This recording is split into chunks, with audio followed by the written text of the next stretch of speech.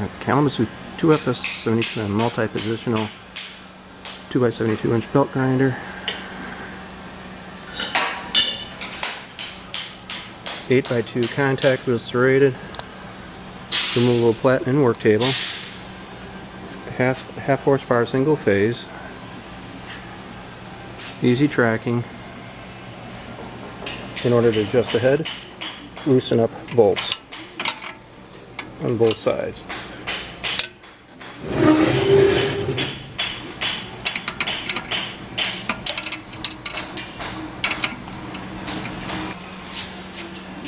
In order to track the unit, first turn it, loosen up, manually track it.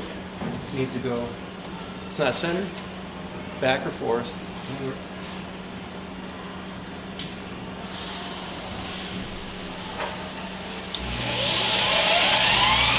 Turn the unit on, final tracking.